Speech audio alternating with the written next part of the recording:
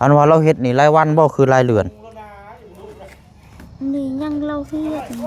แบบว่าอันเฮ็ดเวียกปั๊บมาตอนแรกนี่ก็เพิ่นเอาเงินให้เลยซะบ่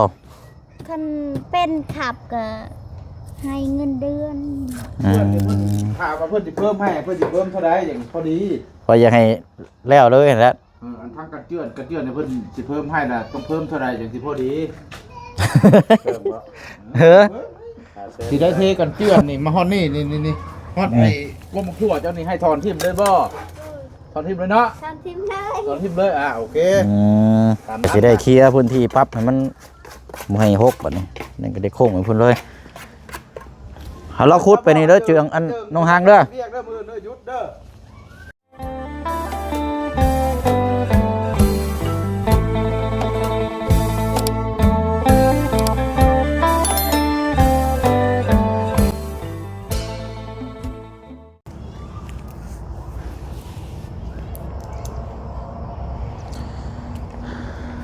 พี่น้องเนาะมาต่อกันช่วงค่อยคำลงแรงบัดนี้เนาะทั้งนี้ก็แกะปอกหน่อไม้ไปน้ำแล้วก็จ้องพ่อมึงทั้งผัวไปน้ำโอ้ยโมเมนต์อยู่น้ำเบียดเลยแล้วบ่จักบัดนี้เนาะเรียบร้อยแล้วบ่จักว่าภาษาเวียดลายนี่ก็บ่ดีได้เนาะเรียบร้อยแล้วบ่จักเจอเบียดคุ้มแล้วบาดนี้เพราะว่าช่วงนึงก็เห็นพ่อใหญ่นั้นเราขี่รถจักรมานี่แล้วก็คนเวียดคือกันอันนั้นก็เบิ่งต้องการเจืองนะพี่น้องให้เป็นล่ามฉันก็หรือว่าไปเฮ็ดเวยกเฮ็ดงานหายคางรถบ้านนี้เจ้ายังบ่มาอยู่โอ้ยเนาะเอาปังมาอีกจักหน่อยเนาะอันย่างไปบ่หรือว่าขี่รถจักรไปย่างไปบ่รถจักรเนี่ยพี่น้องเอ้ยนอกเลยเนาะปกติน้องเพื่อนพี่น้อยเนาะไปกับย่างกับวันเวลาก็อยากมืดในจักน้อยเบิ่งเด้อหาเด้อแทงปากเด้อหาเด้อเนาะเอามาต่อกันอีกเด้อพี่น้องเด้อสวัสดีและสวัสดีพ่อแม่พี่น้องเบิดสุขุสุคนพี่น้องเนาะมาเบิ่งของน้ำกันบัดนี้เนาะจะว่าสร้างเฮานี่จะว่าสิเมาเลยบ่จักคืนนี่จะว่าให้แล้วเลยบ่จักอันนี้เนาะปกตินี่5 โมงนี่บ้านอยากเลิกการเลิกงานนี่ได้นี่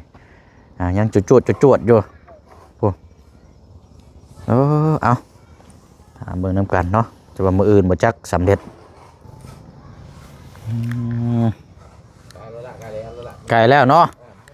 90% แล้วเพราะว่าเฮาโบกแหละเฮาโบกพร้อมกันน่ะมันเฮมันอันนี้เนาะเพราะว่ามันบ่แห้งแต่ทั้งในมันบ่ได้เนาะมันเท่ากับมันดึงกันใช่นะเนาะไต่ไฟใส่เลยบาดนี่บ่เลิกบ่สร้างเฮานี่เลิกมันบ่แห้งฮะแต่มันแล้วเลิกเตือนเลยแต่ว่าผานี่มื้ออื่นบ่แม่นแล้วมื้ออื่นเอาปั่นตัวนี้เห็นมันแล้วซะเนาะมันกระเทินแหละ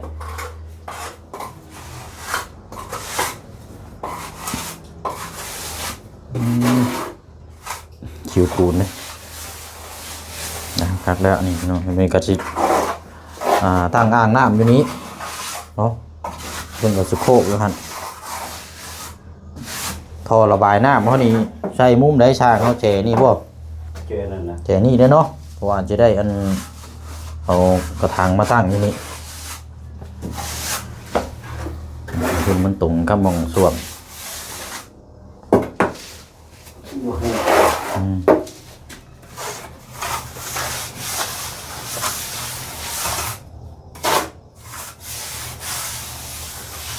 เดี๋ยวเตะปั้นในซื้อหน้านี่เนาะมันแค่ว่าทั้งนี้กับเปียกเนาะทั้งนี้กับเปียกแต่ทั้งนี้กับมันเลยมันต้องรอบอกว่า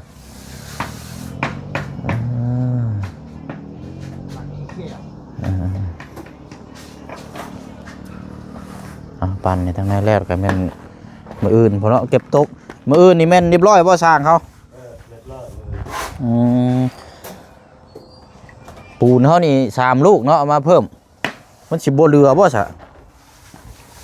เรือได้พาเดียวนี่บ่เรือ เป็นเปื้อนเลยบ่ มีแต่เทกันเปื้อนนี่แหล้วเนาะ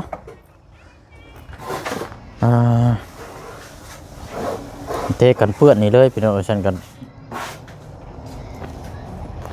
มีแต่เห็ดในไรสะนี่เทกันเปื้อนนี่ฮะอันกันเจิญแล้วเป็นห้องเนาะ กันเพื่อน กันเปื้อนเนาะ กับมืดกะปูนเลือดปูนกะคือกันเพื่อนฮะพอดี กันแม่นแล้วเลยเนาะติดบานฮะเนาะกันแม่นติดตั้งสะโคก จบ มืดจบนะมืดนะ ยิ้มร้อยมาอื่นนี่เอาเดี๋ยวตัวทั้งเทกันเจิญนี่จังว่ากันตัวนี้พี่น้องเนาะจังว่ากัน เพราะว่างบค่าจ้างนี่ตัวที่เฮาคุยกันนี่เพิ่นบ่ได้รวมตัวนี้เนาะตัวเทกันเจิญนี่ก็จังว่ากันอีกเทื่อนึงแต่ว่างบจากซื้อท่อมาก่อนซื้อท่อมาแล้วถ้าว่ามันเหลือก็แม่นว่าอันนี้แหละพี่น้องสิเพิ่มให้ทางสร้างเป็นเทกันเจิญให้น้องเพิ่นเลยเนาะเพราะว่าเหลืออยู่ประมาณล้านน้อยๆนี่แหละพี่น้องเพราะว่าเชียงซื้อปูนไป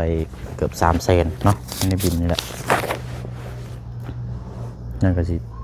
เพิ่มแล้วก็สิแต่ว่าเฮาซื้อท่อ VVC มาก่อนเจอยังบ่มาอยู่เนาะ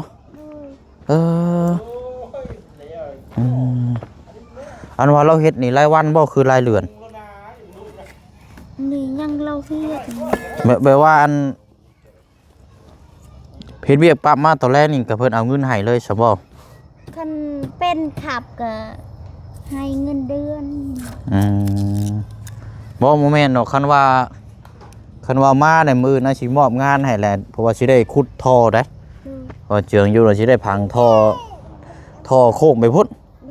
โค้งเข้าห้องน้ำเลยเพราะว่ามื้ออื่นยันสร้างแล้วแหละเพิ่นติดตั้งจบเลยนะมื้ออื่นนะตัวนี้เขาต้องซอยกันตัวนี้นะ เราอยู่ก็ บอกเราเด้อมื้ออื่นคันนั้นก็หยุดก่อนก็ได้เด้อคันว่าเราบ่เข้าใจก็คันว่า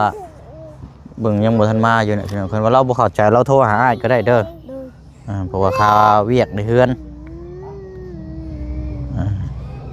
เพราะว่าเวียกต่อขุดท่อขุดหยังนี่บ่ได้เกี่ยวกับสร้างเด้นี่นะนี่มันเวียกของเฮาโดยตรงเด้อเนี่ยสร้างเพิ่นมีแค่เห็นของน้ำซื่อ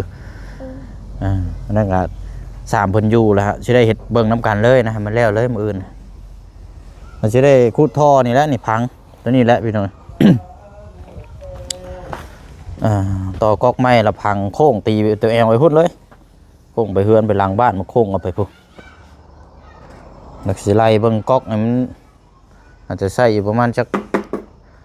2 ตัวนี่แหละพี่น้องประมาณ2 ตัวก็เปิดน้ำเด็กนี่ไปเชียงซื้อมา4 เซนเนาะเดือ2 เซนครึ่งเดี๋ยวให้น้องเป็นเก็บไว้ดินบล็อกก็เดืออยู่ประมาณ60 ปลายโอ้บ่แม่นเราเฮ็ดเมาเลยบ่เนาะ บ่ เฮ็ดเมาเลยแล้วนี่บ่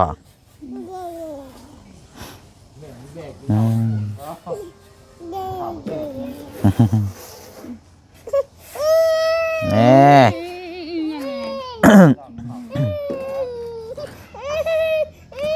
หมุดกัดบ่อยากได้หยังอ่ะนะโอ้ยเนาะ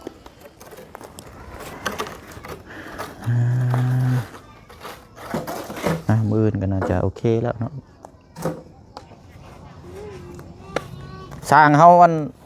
ตัวนี้นั่นอันคุยก่อนที่ว่านั่น4 ล้านเนาะ4 ล้านกีบเนาะวันนี้ตัวเทคกันเจิญนี่มีแต่ว่าเขาสีเพิ่มให้นะเพิ่มเท่าไรนะเพราะว่าเทเพิ่มจาก2 จาก 3บ่นะว่าเขาก็เงือดเลย เพื่อนเพื่อนนี่เพิ่นถามว่าเพิ่นสิเพิ่มให้เพิ่นสิเพิ่มเท่าใดอย่างพอดี พออยากให้แล้วเลยแล้ว อันทางกันเจือนเนี่ยเพิ่นสิเพิ่มให้น่ะต้องเพิ่มเท่าใดอย่างสิพอดี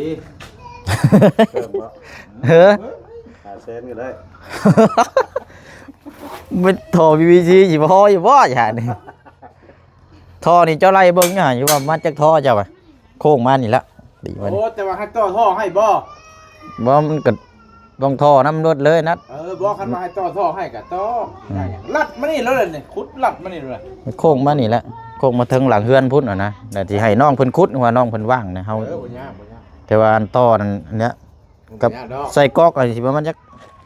ตัวหนึงบ่ ตัวเดียวก็พอเลยใช่ผมมองนี่เนี่ย ใส่ตัวหนึงเนาะเดี๋ยวให้น้องเพิ่นตักไปทางเอา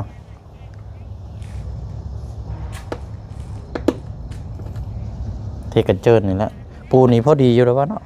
พอดีปู อืม ข้าวละ50มานี่50 50เซน เบื้องนั้นมันค่านะเทเลยบ่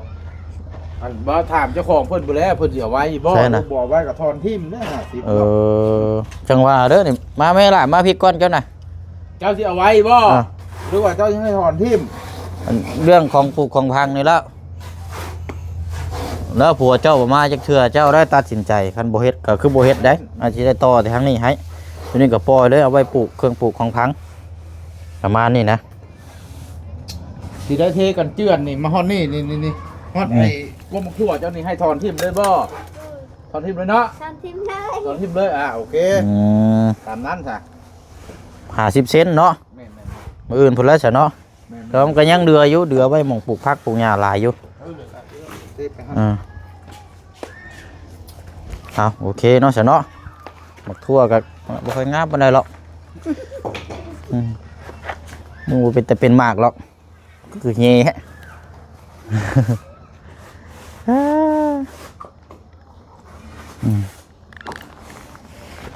ข้างหลังพี่กับเมนเทบ่ได้ช่างเขาเนาะ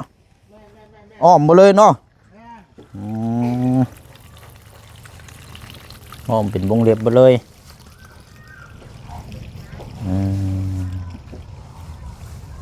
ท่อนี่จักสิประมาณฮอด10เซนพุ่นบ่จักอันนี้เนาะฮอดบ่เนาะ เส้นจังแม่นว่าเส้น3เมตร เซน4เมตรโค้งนี่แหละโค้งทางหลังเฮือนนี่ตีไปเอาไป ประมาณ10เส้น เนาะเช่นละ45บอกจักรถซื้อใส่เมื่อน่ะเพิ่นมาติดมื้อน่ะ45คูณ10 4,500,000โอ้ยเนาะโอ้อะไรพี่น้องไอ้กำกึ่งแท้นี่หมดเป็นหลายบาทนี่ให้ต่อบ่ได้หลายบาทนี่เพิ่มมันเฮาขอน้ำเพิ่มอีก4ได้บ่สร้างเฮา 4แล้ว เนาะ ฮะ พออยากเดือไว้ซื้อทอนไล่บางรถมินพอดีเลยนะ โอเค โดยเพิ่มอีก4เนาะเป็น4ล้าน4เดี๋ยวอันตัวนั้นเดี๋ยวให้น้องเพิ่นบืนให้เพิ่นไล่พี่เลยนี่ ไล่พังตามนี้ละให้เราขุดมานี่เลยขุดลึกๆในจังน้อยละโค้งไว้เพิ่นเลยก๊อกตัวนั้นน่ะตัด 6ท่อเนี่ยประมาณนี้แหละ อันนี้ประมาณ4เส้นประมาณ10เส้นนั่นแหละเบ้าเว้ย เนาะ ตามนั้นตามนั้น เพราะว่าอันก๊อกตัวนอกนี่สิติดไว้ข้างๆหมองอันนี้ให้เราเนี่ย ประมาณ10เส้นพอ ตัวแรกหมองล่างถอยล่างบวงหมองข้างน้ำนี้นะไล่ไปเลย แต่ก๊อกข้างในเพิ่นก็อีกตัวนึงแต่ตัวนี้นี่จะเอาตัดตัวนี้ไปต่อหมองมันข้างของน้ำแล้วหันนะนี่ก็จะได้เคลียร์พื้นที่ปั๊บให้มันบ่ให้หกแบบนี้นี่ก็ได้โค้งเหมือนเพิ่นเลยให้เราขุดไปนี่เด้อเจืองอันน้องหางเด้อ เรียกเด้อมือเด้อหยุดเด้อ ขุดให้เราขุดไปนี่เด้อ มือบ่ให้เติมเรียก มันแล้วเลยได้มือ เพราะว่ามื้ออื่นแล้วเด้ให้เบิ่งน้ำกันเลย เราอยู่บ้านว่าสิแล้วนี่คำยังบ่มาอยู่ ได้ละ เราเฮ็ดโอทีนะนี่เนาะ ทำงานกับกูเราหยุดอื่น บ่หยุดเวียกก่อนมื้ออื่น หยุดได้มือเนาะบอกเรา ว่าสิได้เก็บตกแล้วสิแล้วเลยน้ำมื้ออื่นแล้วก็มีหยังก็จังว่ากันมาอีกเพราะมันเหลือแค่นิดเดียวเองเราขุดนั่นแหละขุดกระถาได้ก็ได้ถ้าอายมาบ่ทันก็ให้เราขุดเด้อเราเด้อถามให้สร้างเพิ่นนั่นก็ได้ดึงไปตามแดนนั่นแหละแต่ว่าบ่ให้ติดแดนยับมาประมาณครึ่งอันนั้นก็ได้ครึ่งประมาณระยะนี่จังน้อย อย่าดู เนาะใช้น่ะเฮ็ดหยังได้กินแรงน่ะบ่พลัก สีแดงน้ำไม้ แกงหน่อไม้นี่บ่ อืมหักแล้วนี่เนาะ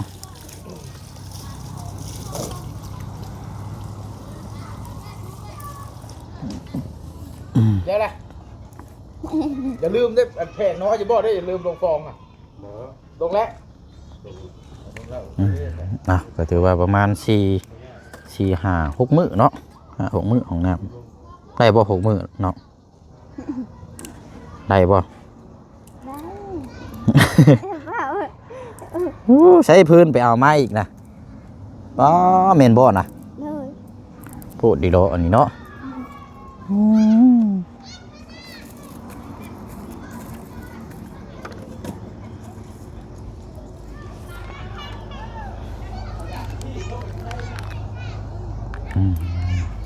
อมยังฮะไอ้ใช้กินระบ่หนุ่มลุงเอาให้นะกินระบ่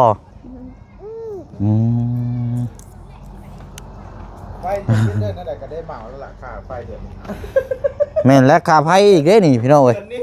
ค่าไฟนี่ยังบ่ทันได้เว้ากับเราอยู่เด้นี่ตะกี้เฮายังว่ามีงบมานี่ เดือนนั้นน่ะ มีแต่ว่าบ่เป็นหยังเดี๋ยวตัวนี้เดี๋ยวคุยทั้งเจ้าของเฮือนเพิ่นทั้งเจืองซะเพราะยังมีอันนี้หรอกบ่แพงปานใดหรอกเนาะในประตูแล้วจักนั่นก็บ่ปานใดดอกเพราะว่าซอยๆกันยวนๆกันนั่นแหละพี่น้องเอ้ยเนาะเพราะว่าเราก็เฮ็ดเวยกเฮ็ดงานแน่ถ้าเป็นคนนั่นนี่ก็อย่างนั้นอยู่เพราะว่าเงินก็พอมีอยู่นะก็เลยอยากเอาจกในเด็กๆน้อยๆซอยกัน มันจังสิดุดวงไปด้วยดี น้อยคนมีน้อย อืม ว่า ซอยๆกันไป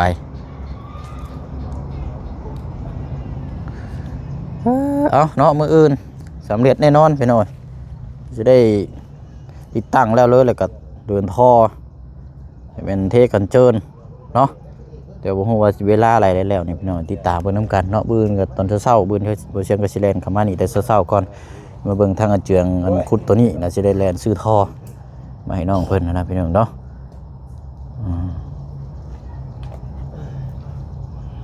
นี่พร้อมใช้งานแล้วบัดนี้หม่องล่างถ้วยดังบ่วงก็นี่เด้อแล้วละท่อตั้งอันนี้ก๊อกยิงใส่นี่เด้อนี่ก๊อกยิงก๊อกตัวนั้นย้ายมานี่ยิงใส่นี่แล้วล่างไหลลงไปนี่เด้อ โอ้พอใจอย่างไรนี่เลย พุทธตัวน่ะเนาะ ตัวนั้นปิดตายเลยตัวนั้น เวลามันนี่เลยนี่เนาะ ปิดแล้ว โอ้ยแม่น่ะ เทหมองมา50เนาะคือจะว่า พี่ละ50 ยิงก๊อกใช้พานี่เลย ยิง นี่ก็ มั ล้าง นก็จะเอากระถางตั้งที่ล่างลงไปในบูมนี่เบิดปีก็บ่เต็ม เว้นโอ้ยคักแล้วอยู่นี่บาดนี่ อยู่หั่นบ่เปื้อนเพราะ เออ โอ้ยแม่นล่ะ อยู่หันปิดแล้วอยู่หันปิดตายเลยอยู่หันหน้าบ้านบ่ให้เปื้อนละเหลือไว้แต่มอเตอร์นั่นละหาแนวครอบไว้บาดยันเด็กน้อยมาเตะหักกะ เปื้อนหน้าร้านเนาะ มันหน้าบ้านมันเปื้อนมันเรามาส่งแห่ชายมื้อนั้นก็ยังค้ามื้อนั้นก็ สิมาพี่โอ้สบายเลยอะไรนี่ ล่างไปนี้ล่างนี่ก็เอาถ้วยบ่วงตั้งอยู่แจนี่ก็ได้นี่ตู้กับข้าวกับน้ำ ดังมาเนี่ย ปิดล็อกไว้นี่เลย ความเจ้า มันแห้งแล้วก็จังโจมขึ้นไปเทิงพุ่นเนาะป้าชาเนาะสร้างเฮามื้ออื่นจังว่าจังคุยกันอีกเนาะ มันกำลังอมตีนด้วยโอ้ยอมขาไก่อยู่ ปิ้งไก่ชินู แซ่บได้ไก่นะ เนาะ โตอมทำไมเต็งอมขา โดยสร้างโดย เมื่อได้ป่ะเอ้ย เนาะพุ่นละมื้ออื่นจังว่าจังคุยนํกันพี่น้องเอ้ยเนาะเฮาก็พูดคุยตัวนี้แหละเพิ่มตัวนี้ใส่เนาะว่ามันเฉียนนี่แหละแล้วพี่น้องงบพอเดือนแค่ประมาณล้านนึงเนี่ยทอนี่มันเชียงไล่เบิ่งก็10ทอนี่มันก็เกือบ500,000เลย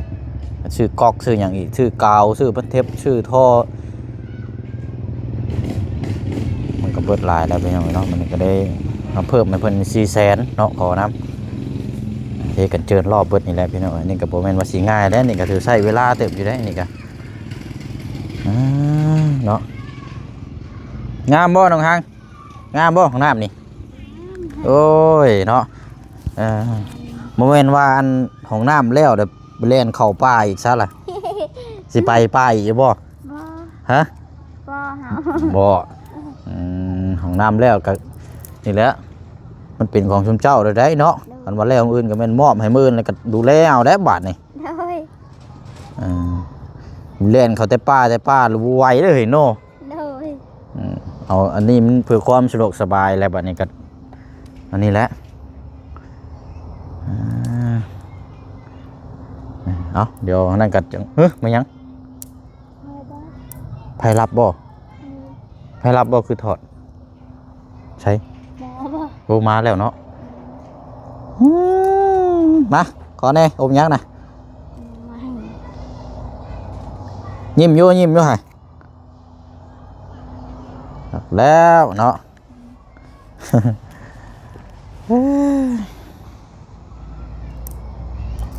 ใช้อันนั้นได้ใช่เราไปใช้น้องเชียงไปใช้ เขาไปอาบน้ ไปอาบน้ำวันนี้เราจากเมื่อแท้ฉันบอกเมื่อบ้านนะ เราจะเมื่อเราสงสารแม่เฮา เมื่อเบิ่งแม่เนาะ ดู วันนี้อันว่าใดๆนะคันว่าสิเมื่อส่งมันบัดทางรถบัดบ่ฮอดเนาะ ดู รถทางรถใหญ่บ่ฮอดได้พี่น้องเพราะว่าอันคือเฮาฮู้ที่ตามเบิ่งนํกันนั่นแหละถ้ารถจักรไปก็ยังลำบากบ่แฮงเลย ดู ถ้ารถทางรถฮอดนั่นมันบ่ยากหรอกพี่น้องสำหรับบ่เชียงนะแต่มันทางรถใหญ่บ่ฮอดไปส่งบ่ได้มันสิว่าหาแนวทางรถจักรเนี่ยคอยมาส่งเราเนาะ ดู คือเก่านะ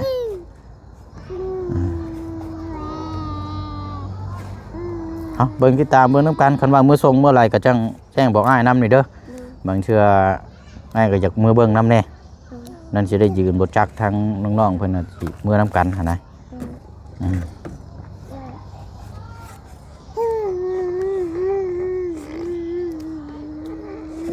โอ้เราเฮ็ด OT แล้วเนาะอ้ายแล้วเฮ็ดอะไรจักมือแล้วก็เจือ ช่องมือนี่ หึ ช่องมือนี่ สองมื้อนี้บ่ ดูเรายังเฮียนเราบ่ เรียนขับรถสำบ่เดี๋ยวนี้นะ โดยเราบ่ให้เงินเดือน เราเป็นจังเราจะให้ มันเป็นน่ะจ้างให้เงิน เอาแสลงมาไปซุมื้อนี้เนี่ยเพิ่นบ่ได้ให้เงินบ่ โดย ให้ไปเรียนขับรถซื่อ โดยไปซื้อ ๆเพราะว่าหรอกไปซื่อก็ยังไป ไปซื้อตอนนี้ เด้อเอาเดี๋ยวเบิ่งอ้ายมาเดี๋ยวสิถามเราเบิ่งเนาะ โดย ไปเฮ็ดเวียกบ่ได้เงินไปสอนขับรถซื่อๆพี่น้องถ้าขับรถไล่เดี๋ยวจ้างเอาเงินให้ แบบนี้บ่ แบบนี้ โอ้มันก็บ่ไหวแล้วมันเสียเวียกเสียงานแล้วแบบนี้แม่นอยู่ว่าขับรถเป็นกันเนาะ บ่มี เออ ไม่เวียกที่เห็น จาก10จาก20นี่ก็ยังไข่เด้อเฮ้ยเนาะ โดยอันนี้มาเลย บ่ให้เลยนี่เนาะ โดย เอาเดี๋ยวจักสิแม่นบ่แม่นพี่น้องอย่ารอทั้งเจืองมาก่อนเดี๋ยวสิถามทั้งน้องเพิ่นตัวจริงอีกเทื่อนึงถ้าว่าเฮ็ดเวียกสอนรถขับรถไปแล้วมันบ่ได้เงินก็มันก็บ่ปานไรได้พี่น้องว่าเป็นขับรถขับล่างเพิ่นเป็นเราจ้างเอาเงินให้มันก็แม่นอยู่ห่างโอ้ยคือว่า เป็ เนี่ย น พี่น้อง เราเพื่อน อืมเอาซะเนาะเดี๋ยวเบิ่งก่อนอีกจังน้อยเนาะ โดย เดี๋ยวจะว่าจะนั่นก็มาแล้วจักพี่น้อยเนาะเพราะฉะนั้นก็สิอยู่นี่แหละจังน้อยเนาะมีแต่ว่าเฮาเข้ามาแล้วก็พูดคุยเวียกงานกับทางสร้างเพิ่มเติมเนาะตัวนี้แหละพี่น้อยเรื่องเทกันเจินเพิ่มค่าสร้างอีก 400,000 กีบแล้วก็เงินจำนวน4เดือนบ่จังสิซื้อท่อ BBC มานี่เบิดเท่าไหร่ก็แม่นเบิดแล้วก็สิจกเงินตัวเองใช้เพิ่มนำอีกแล้วตามที่บ่แซงเบิ่งนี่พี่น้องเพราะว่าเบิ่งระยะมันบ่พอเนาะแล้วก็เบิ่งนำกันนั่นแหละพี่น้องเนาะแต่ว่าเรื่องค่าฟืนค่าไฟตัวนี้เดี๋ยวให้น้องเพิ่นเดี๋ยวบ่เชิงสิคุยกับน้องเพิ่นอีกเทื่อนึงเดี๋ยวจัดแจงนำกันอีกเทื่อนึงอันนี้พี่น้องเนาะลาพี่ลาน้องไปก่อนบ๊ายบายเลยพี่น้องเด้อเนาะขอบมุกขอบใจขอบบุญขอบคุณพี่น้อง FC เฮาเบิดสุขุสุคนเนาะอยู่ดีมีแห้งร่ำรวยหน้าที่การงานเวียกงานการสร้างธุรกิจเนาะพี่น้องเนาะประกอบหยังก็ขอให้เจริญก้าวหน้ารุ่งเรืองตลอดปีและตลอดไปบ๊ายบายเลยพี่น้องเด้อ